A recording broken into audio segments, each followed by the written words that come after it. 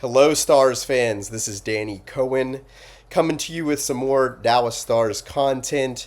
And today we play the Minnesota Wild.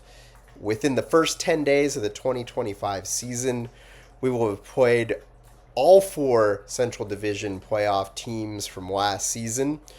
We're coming off of two ugly wins from two of those divisional foes that we played in the playoffs last year.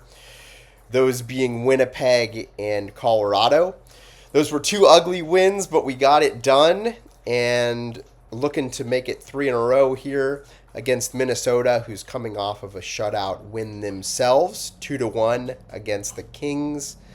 Prior to that, they lost 7-4 to the Blue Jackets, and they started off their season with a 5-0 win over the St. Louis Blues. So both of us have beaten two playoff teams from last year, and one of my favorite games of the year last year was the first matchup between us and Minnesota. I don't know if it was the first, but it was one of those games, and it was awesome. A lot of good play, a lot of physical stuff. We had a couple fights in the game, and it was just amped up. After the whistle stuff, I was going bananas. So maybe we'll see a little bit more of that here tonight. The team has the Wild have got a great forward group. Their top six is comprised of Kirill Kaprizov, who just signed a $17 million deal, making him the most highly paid player in NHL history. Joel Eriksson Ek, who before last year had back-to-back 60-plus point seasons. Zuccarello, also 65-point pace last year. He's actually out with an injury to his back, so he won't be in. But they also have Matt Boldy, who had 70-plus points last season and was on the Four Nations team. You can see my dog Izzy here in the shot. I don't think she's going to be doing some color commentary, but maybe we'll have her weigh in the future. They also have Marco Rossi, who had 60-plus points last year. They've got Vladimir Tarasenko, who's getting a little up there, but they brought him in the offseason, and he's had 3 assists on the year. So between their some of those players that I just talked about, they have 5 guys who could put up 60-plus points this year, which is pretty outstanding. To put that in perspective, as deep as we were last year, we only had 4 players who hit the 60-point plateau. So far this year, Kaprizov and Boldy lead their team with 7 points through 3 games, 3 goals, 4 assists each. So those are going to be 2 guys that we need to mark and make sure that that they're not sniping us and dicing us up. They've got a pretty intriguing line of Foligno, Hartman, and Trennan. That's a nasty third line, so might be interesting to see if they match up with our fourth line and bring a whole lot of nasty to the ice. Maybe we'll see a little scrapping. One can only hope. And they've got a pretty good defense as well. Their whole team is pretty solid all around. Their defense has got Brock Faber, Brodin, Middleton, Spurgeon, who's a crafty little guy. They've got a rookie, Zeev Boyum, who played a little bit last year. He's Israeli, actually, and really slick offensive defenseman. He's going to be a stud for them moving forward. I think he's already the power play quarterback, or if he's not, he will be, and you'll see him at least on power play too if he's not on their first power play.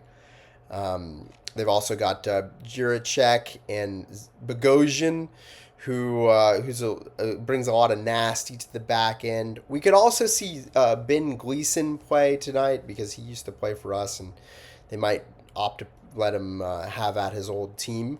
So a solid defense as well. For us, some of the keys to victory tonight is going to be taking advantage of the fact that their penalty kill is miserable. Last year they were 30th, and for us we were fourth. So we've got a pretty lopsided penalty kill matchup between our two teams, and they brought in Nico Sturm in the off season to help shore up that power or that penalty kill, and he is on IR, so they won't have his help. We can also see if we can match up against their rookie line. They've got two rookies on the fourth line, and if we can get some experience to outmaneuver that fourth line, we might be able to put in a goal or two against them. So keep playing with an edge, Dallas. It really did us well in the first two games. I think whenever you play with that edge, it adds that level of give a damn to the game throughout the whole lineup. The skilled players start playing a little harder, so they need to keep doing what they've been doing in that regard. Otter's going to need to have another solid night tonight when you've got as much offensive talent as the Wild have. So we'll look to see if he can continue the momentum from last game, where even though he gave up 4 goals, he looked pretty solid in there and did great in the shootout and in overtime. Made some showstoppers in overtime. So let's see what he does here tonight. The defense has got to clean up some of the mistakes. I mean, we've let in 8 goals through the first 2 games, which some of that was on goaltending in the first game, but defense is I think we're adjusting to the new system, and it's probably going to take some time, but the sooner we can get to where we're not letting in 4 goals a game, the better. Some of the mistakes I saw last game, the guy that stood out to me the most for some of the not getting his stick into passing lanes was Lundqvist, who on 2 goals, I think he had a chance to intercept those passes and did not. So he's had a great season to start through 2 games in terms of his offensive output, but let's see if he can tighten things up on the back end. This is going to be a big test for us. The first game, it looked great up until the last 10 minutes where we let in 3 goals, and just by the grace of God, we were up 5-1 when that happened. Otherwise, we could have easily lost that game. Then game 2 was really shades of what was a big problem all last year. It was a big problem for us in the playoffs against Edmonton, both this past year and the year before, where we're getting outshot handedly.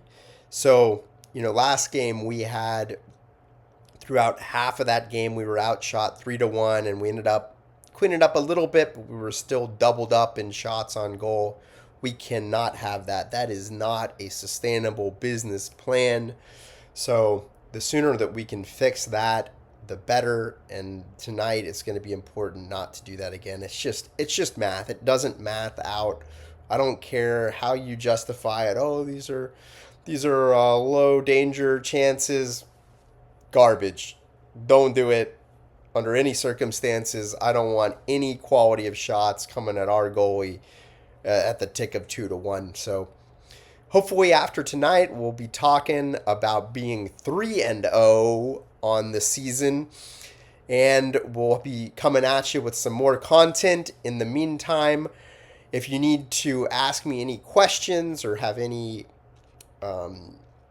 requests as far as what I can put out there content-wise, I can be reached at The Foil Hockey. That is THE, foil as in tinfoil, hockey @gmail.com.